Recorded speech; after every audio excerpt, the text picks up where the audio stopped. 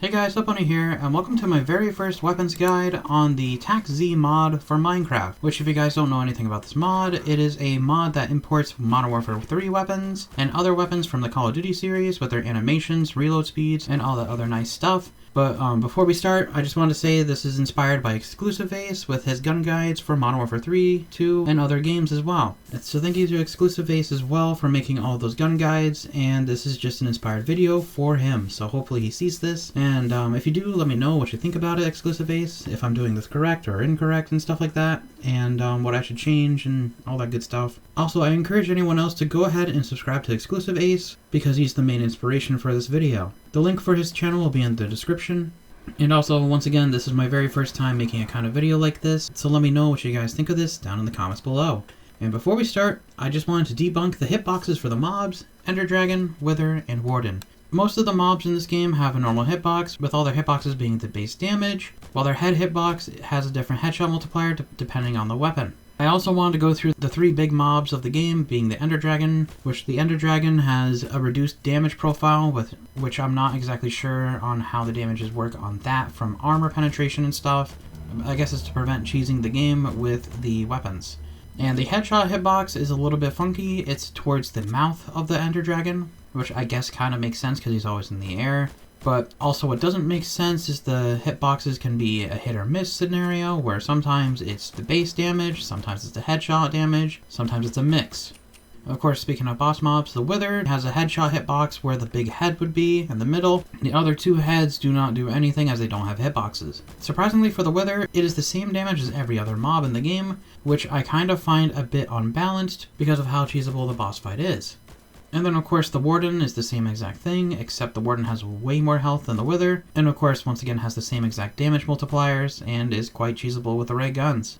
Of course the next thing I want to debunk is there is no aiming idle sway, despite some of the animations of guns having aiming idle sway, but it's not actually moving your crosshair or anything. It is still in the same position as shown with the advanced stats in the middle left of your screen. And you can see with recoil that it does move your crosshairs around, so I don't know if they're going to be addressing aiming auto sway at some point or not, but I highly recommend that they do at some point just for balancing reasons.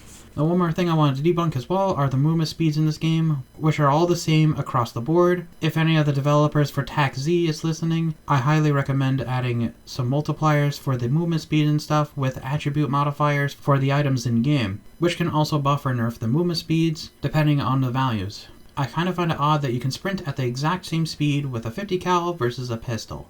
For balancing reasons, I would love to see some aiming movement speed buffs and nerfs across the board with other weapons.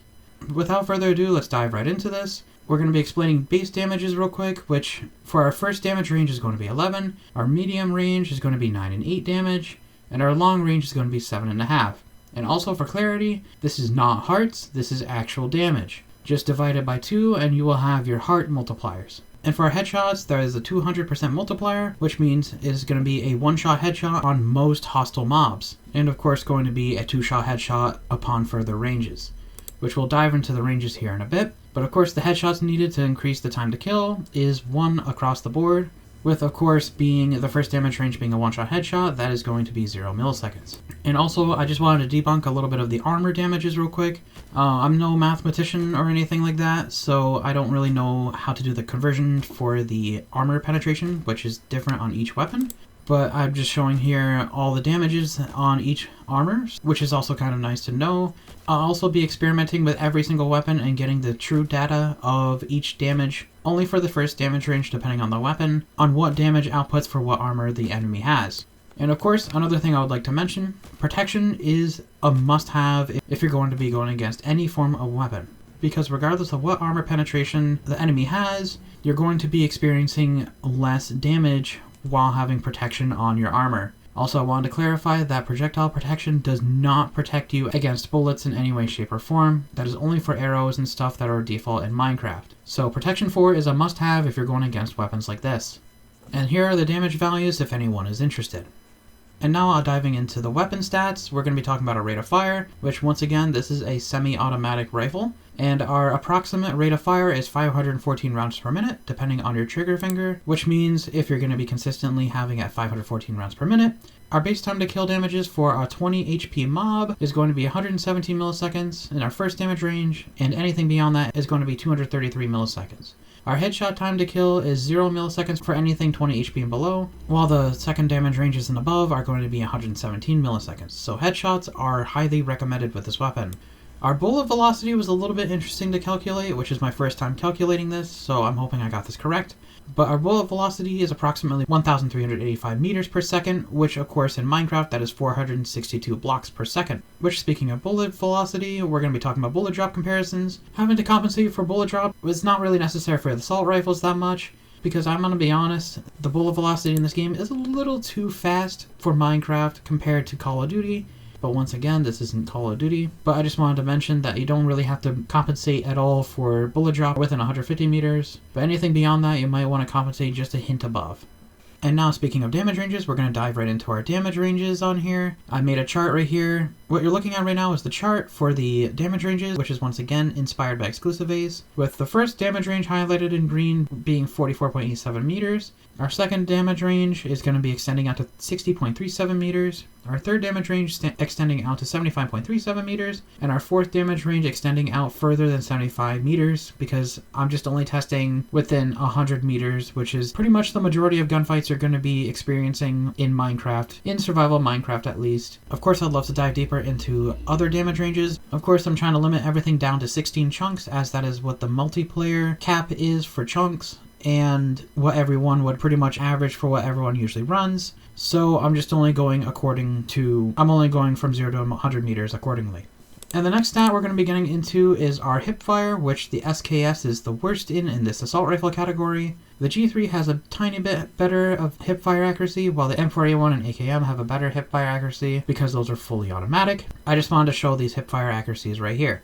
Also, for the values on the bottom, that is just for our rotational values. That's just showcasing how much spread we're getting from 15 meters, which is 5 blocks in the game, which is of course an approximation on our X, Y, and Z rotation axis. So that's how much spread we're going to be getting from our rotational point of view. Also, I'd like to clarify that there is aiming down sight bloom or spread in this game, and the SKS has a pretty good ADS spread at 90 meters, which is pretty much negligible, so you don't have to really worry about ADS spread that much.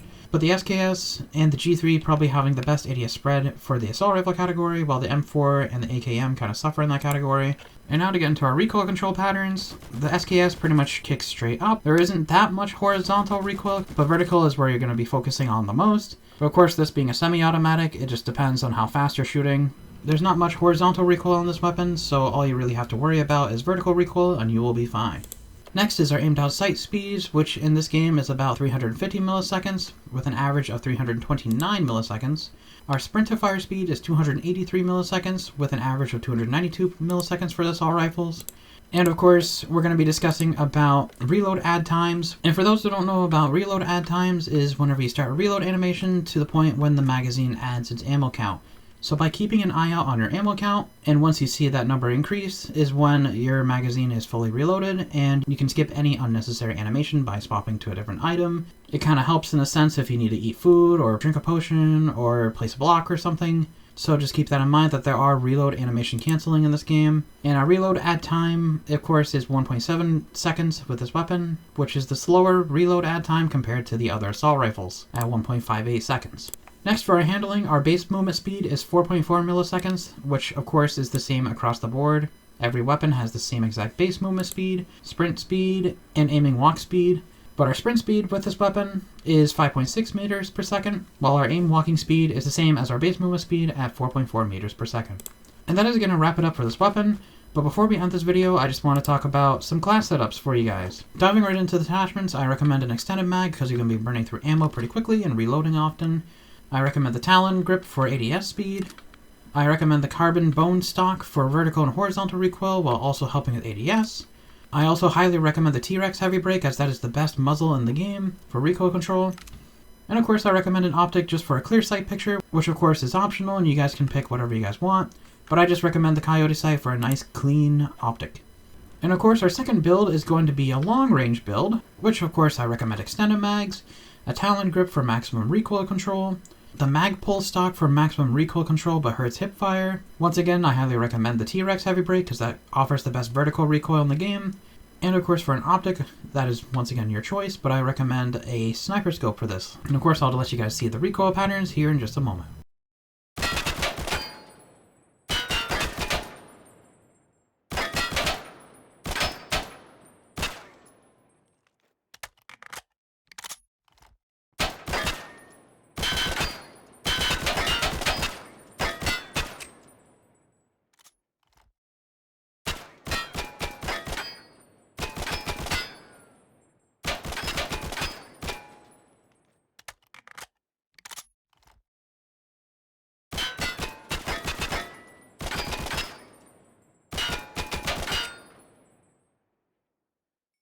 And that's going to wrap it up for this video. Thank you guys so much for watching this video. And before I let you guys go, I highly recommend subscribing to Exclusive Ace because he is the main inspiration of this video.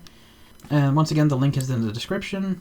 Let me know in the comments down below on how I did and what you guys think of these videos. And without further ado, thank you guys so much for watching. Subscribe, leave a like, show this to your friends, follow Exclusive Ace if you haven't already, and have a great day, and I'll see you guys next time.